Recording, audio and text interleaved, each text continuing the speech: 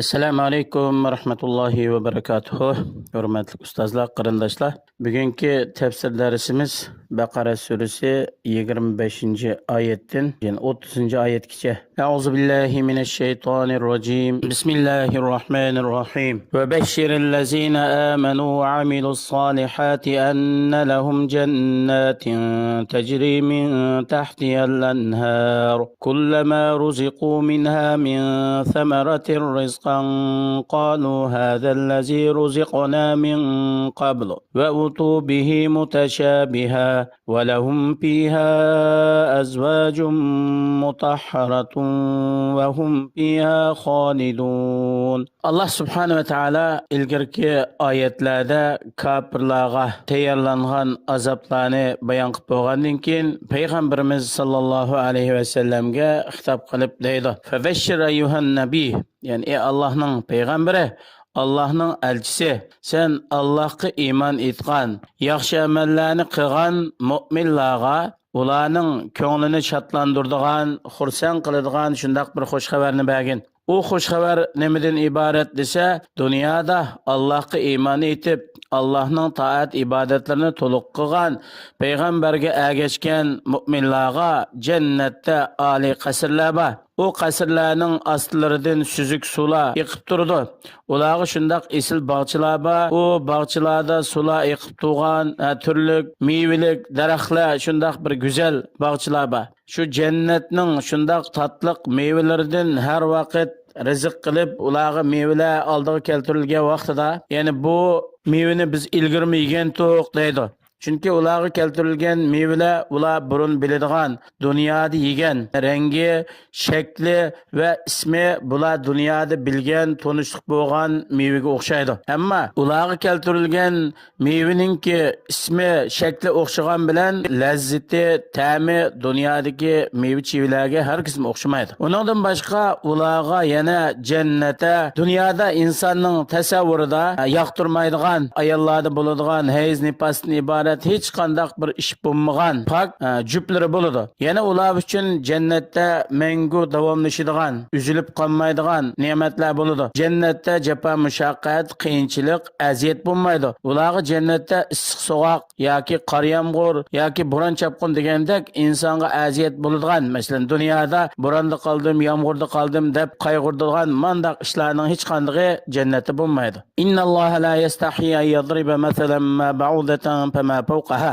Haqiqatan Allah subhanahu wa ta'ala o'zi xohlagan narsalar bilan misol bayon qilishdan tortinib qolmaydi. Allah subhanahu wa ta'ala xohlasa pashiningki misolni bayon qilib birdir yoki pashidan cho'ngroq yoki pashidan kichikroq narsalar bilan misol bayon qilib birdir. Hamda Allohning Qur'oni Karimda bayon qilib bergan mush misollarning qarshisida insonlar ikki turlik bo'lib ketadi. Bir turliki mu'minlar, ya'ni bir turi kafirlar. Ammo mu'minlar biladi Allah subhanahu wa ta'ala mushu oddiy narsalar bilan bir misol bayon qilishda Allohningki bir hikmati bor. Bu Alloh tarafdan bo'lgan haqiqat deb ishonadi va bir hikmat borligini biladi. Ammo kafirlar, munofiq badbaxtlar bular deydi, zangli qilib, masxir qilib, Alloh subhanahu wa ta'ala mushu pasha, chivin, o'michik, cho'mela, shuningdek mushundaq e'tiborsiz ushshaq hasharotlar bilan misol bayon qilishdan nimani maqsad qilgandi deb masxir qiladi. Ya'ni Qur'oni Karimda mushundaq ushaq narsalarningki gapi bo'ladi ekan. Bunga Alloh subhanahu va taolo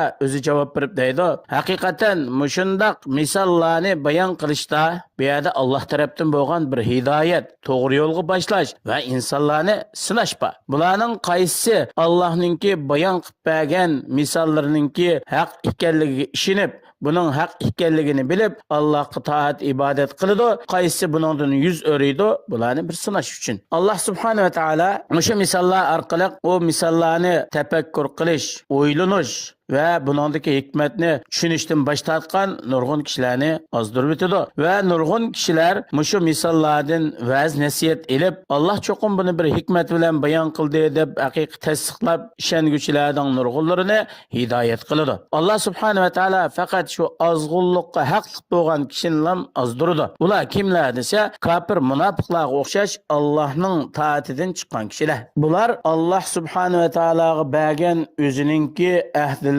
buzadi.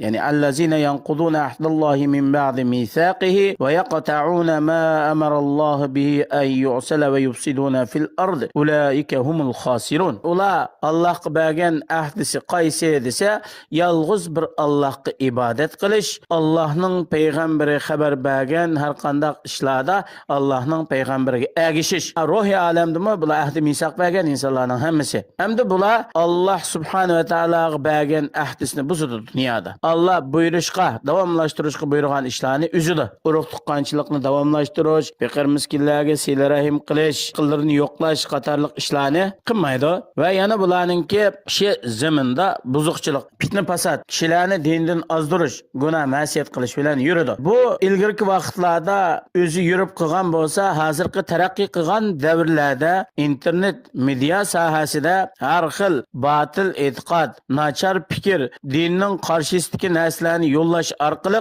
kishilarni dindan yiroqlashtirishga, islom dinini yo'q qilishga har xil shakllarda urinadi. Bularning maqsadi Qur'onni inkor qilish, buningga yo'l topolmasa payg'ambar alayhisolamning hadislarini inkor qilish, dinningki yerimi bo'lgan hadisning sha'nini kishilarningki nazar doirasidan tuvallatish orqali Qur'oni Karimni va butun dinni yo'q qilishni maqsad qiladi. Bularning shu maqsadi kech kunduz buzuqchilik taratish, kishilarni dindan yiroqlashtirish uchun internetning oldida o'tirib shu kech kunduz bu buzuq aqida, nachar fikrlarni tarqitadi. Bular dunyodami, oxiratdami o'ziningki erishadigan nasibisini yo'qitib qo'yg'uchilardir. Kayfa takfuruna billahi va kuntum amwatan fa ahyakum thumma yumitukum thumma yuhyikum thumma ilayhi turja'un. Ey kafirlar, sizlarning ishlaringlar nayt ajablanarlik. Sizlar qandaqmi Allohga kafir bo'lisizlar? Sizlar o'zingizda Allohningki qudratini ifodalaydigan shundoq katta dalillar turug'liq qanday bo'lib Allohga kafir bo'lisizlar?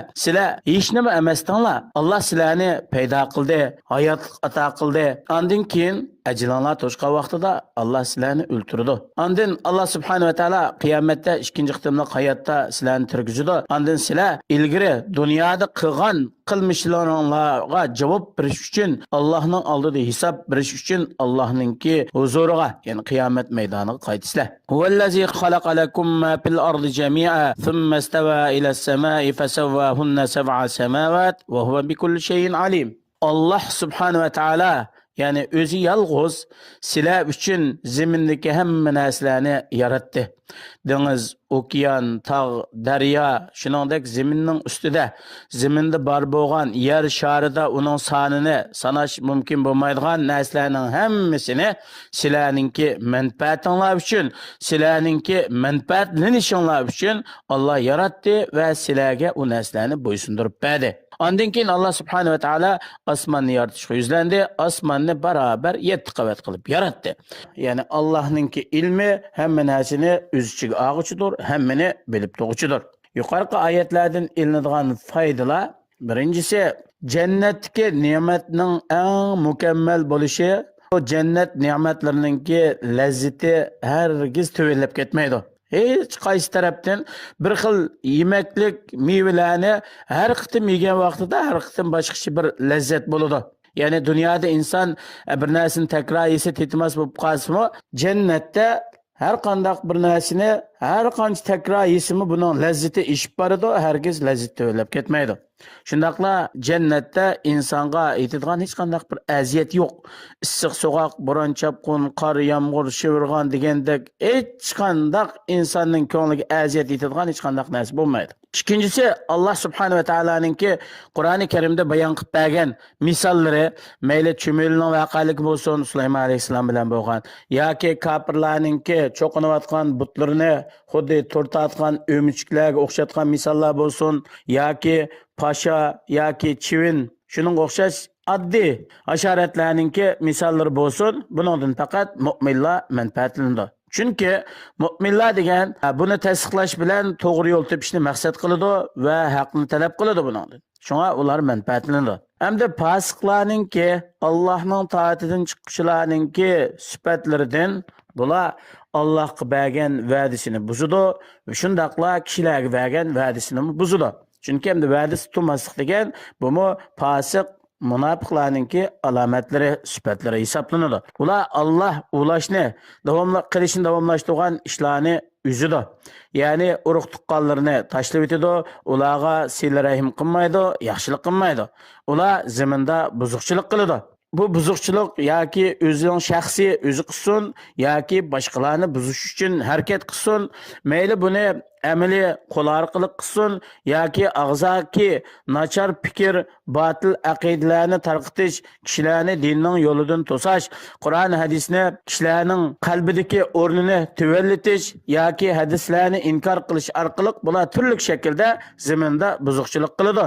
Bu qanday kishilar desa, Allohning taatidan chiqqan fasiq, munofiq kishilarning sifati. Yuqoridagi oyatlarning yana bir foydasi, Allah subhanahu va taolo o'zining bandalariga ne'mat qilib, zimindagi narsalarning hammasini shu o'z bandalarininki manfaat uchun, foydalanish uchun yaratib berdi. Unda bo'lgandan keyin bu narsalar aslida pokiza va halol, ya'ni durust bo'ladi. Ammo agar shariatda ma'u to'g'ri emas, ma'u cheklangan deb dalil kelgan vaqtida uningki to'g'ri emasligi isbotlandi. Agar undaq dalil bo'lmaganda har qanday narsa o'z aslida ibaha, ya'ni durustlik, mubahlik usulida turadi. Yuqorida o'qilgan oyatlarimizning qisqacha tarjimasi va buningdan ilingan foydalar shundan iborat. Alloh subhanahu va taolo hammalarni to'g'ri shaklda amal qilishga, o'zi rozi bo'ladigan, yaxshi ko'radigan ishlarni qilishga, shu orqali ikkinchi dunyoda baxt saodatga erishishga muyassar qilsin. Assalomu alaykum va rahmatullohi va barakatuh.